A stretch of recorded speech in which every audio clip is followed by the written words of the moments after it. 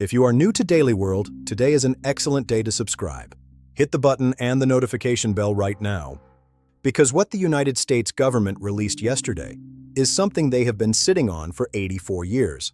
And we are going to go through every niche detail that other channels are already missing. On Friday, May 8, 2026, the United States government uploaded 84 years of secrets to a website. No password required, no clearance, just here it is, all of it, go look. The Pentagon released more than 160 records, detailing more than 400 incidents of unidentified anomalous phenomena, spanning from 1942 to 2026. Files from the FBI, NASA, the State Department, the Department of Energy, the Department of Defense, all posted publicly at war.gov UFO. President Trump wrote on Truth Social, quote, "The people can decide for themselves what the hell is going on." And the Pentagon's own website states, quote, "The materials archived here are unresolved cases, meaning the government is unable to make a definitive determination on the nature of the observed phenomena." Unresolved. After 84 years, still unresolved.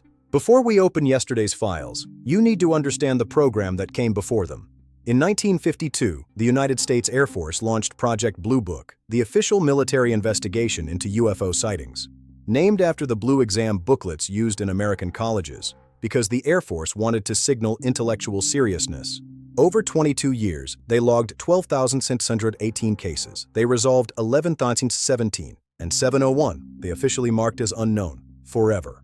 The scientist the Air Force hired to explain everything away, astronomer J. Allen Hynek, spent 17 years trying to debunk what witnesses reported. And then, after Blue Book closed in 1969, publicly stated that the Air Force's methods had been, his exact word, shoddy.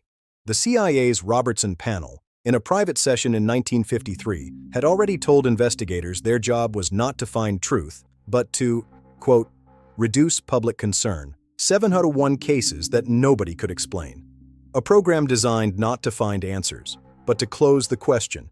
And yesterday, the government admitted, the question was never actually closed. You can now listen to it yourself, on the government's own website. A NASA astronaut, in space, telling Mission Control, he sees something he cannot identify. In 1965, during the Gemini 7 mission, astronaut Frank Borman transmitted a live audio message to NASA Mission Control. He described seeing an unidentified object.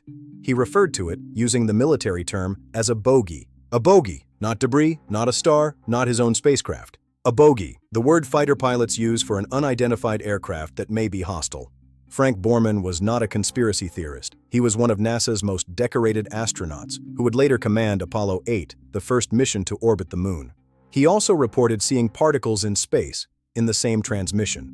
Yesterday, for the first time, the public can go to war.gov UFO and listen to that audio, in Borman's own voice, with no intermediary. Whatever he saw in 1965, it was real enough that it entered an official government record and stayed classified for 61 years. They saw it, they watched it for 5 to 10 seconds, and then it just disappeared. One of the most quietly disturbing documents in yesterday's release is a composite sketch. Based on a witness account, the sketch shows an ovaloid metallic object floating above a tree line, with a bright light at one end of the object. NPR, which reviewed the files, reported the accompanying description exactly. Quote, "They watched the object for 5 to 10 seconds, and then the object just disappeared. Not flew away, not faded, just gone. No trail, no sound, no explanation." The Pentagon included this sketch in yesterday's release, meaning trained analysts reviewed it, and still could not identify what the witnesses saw. Whatever it was, decided, in 5 to 10 seconds, that it was done being seen. Among the videos released yesterday, an infrared recording of an apparent orb flying 80 miles per hour above the surface of the ocean and making, quote, multiple 90-degree turns, 90 degrees, at speed. Let that land for a moment. Any conventional aircraft, any drone, any missile performing a 90-degree turn at 80 miles per hour would be torn apart by the physics instantaneously.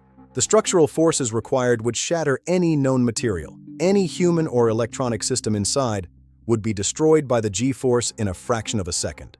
A U.S. military operator filed the report. And yesterday, after it sat in a classified file for 2 years, you can watch it, yourself, on a government website. Here is the niche detail that ties everything together. Project Blue Book closed in 1969 with 701 cases that nobody could explain. The Pentagon will continue releasing files on a rolling basis every few weeks as they are discovered and declassified, which means this story is just beginning. The government's answer, after 84 years, is, "We do not know. Go to war.gov UFO. See for yourself." The cables span from 1985 to late 2025. They come from embassies in Papua New Guinea, Kazakhstan, Turkmenistan, Georgia, Mexico, Tajikistan. During Apollo 12, astronaut Alan Bean reported, quote, "Gnawing flashes of light that appeared to be sailing off into space." During Apollo 12, astronaut Alan Bean reported, quote, "flashes of light that appeared to be sailing off into space." Here is the angle that almost every outlet reporting on yesterday's release has missed entirely. Yesterday's release includes State Department files, diplomatic cables sent from U.S. embassies around the world to Washington, detailing UAP incidents observed in their host countries. The cables span from 1985 to late 2025. They come from embassies in Papua New Guinea, Kazakhstan, Turkmenistan, Georgia, Mexico, Tajikistan. A 1994 cable from the U.S. Embassy in Tajikistan relayed the account of a commercial air pilot and crew who reported seeing a strange object at 41,000 feet while on a routine flight. 41,000 feet, commercial cruising altitude, a trained pilot, a full crew, in broad daylight, reporting something they could not identify to a U.S. embassy, which then sent it to Washington in a classified diplomatic cable that sat sealed for 32 years, until yesterday. Here is the niche detail that ties everything together. Project Blue Book closed in 1969 with 701 cases that nobody could explain. Yesterday's Pentagon release adds over 400 more incidents that remain, quote, unresolved. That is not a new problem. That is the same problem, still growing, 57 years later. And the government has been clear. ARO has reviewed these files and found no evidence of extraterrestrial origin. But they also have found no conventional explanation. Not for the Gemini 7 bogey, not for the Aldrin flashes, not for the 90-degree turns over Greece, not for the ovaloid metallic object that disappeared in 5 seconds above a tree line. The Pentagon will continue releasing files on a rolling basis every few weeks as they are discovered and declassified, which means this story is just beginning. Project Blue Book ran for 22 years and left 701 cases unsolved. Yesterday, the Pentagon added 400 more. Frank Borman called something a bogey from inside a spacecraft in 1965. Buzz Aldrin saw flashes from inside Apollo 11 in 1969.